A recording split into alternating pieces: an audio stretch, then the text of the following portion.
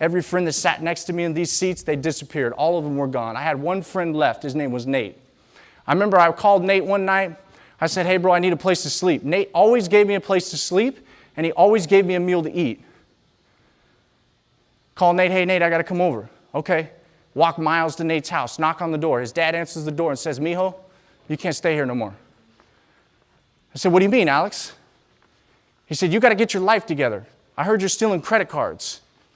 I said, well, can I talk to Nate? He says, yeah, he's in his room. So I go inside Nate's room, and I said, Nate, bro, I need a sleeping bag. He goes, what are you talking about, Hoff? I was like, bro, I'm sleeping on the street tonight. He goes, bro. I was like, Nate, I've been calling people, bro, for the last 2 hours. Nobody's answering the phone, man. Nobody wants me to stay with them. Can you just give me a sleeping bag? He says, yeah, bro, I'll give you a sleeping bag. He gives me a sleeping bag. I remember this night like it was yesterday. This is the deepest memory in my entire life, my 33 years. This is the biggest memory I have in my entire life. I'm holding on to this sleeping bag. I walk out of Nate's house. I walk out of Nate's house and I walk down this driveway. I walk down the driveway and I hang a left. I'm about to go sleep at Clovis High School, the high school I graduated from in 2002, 400 yards from my family's house. I remember I walk down the driveway and I hang a left. I hang a left and I get above the street light. I get above the street light and I hear Nate's voice. He says, Hoff. And I turned around and said, yeah.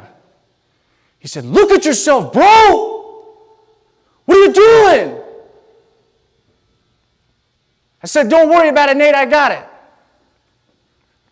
Don't worry about it, Nate, I got it. I got goosebumps telling you. Don't worry about it, Nate, I got it. I remember sitting in the seat that you're sitting in saying, there's no way that'll be me.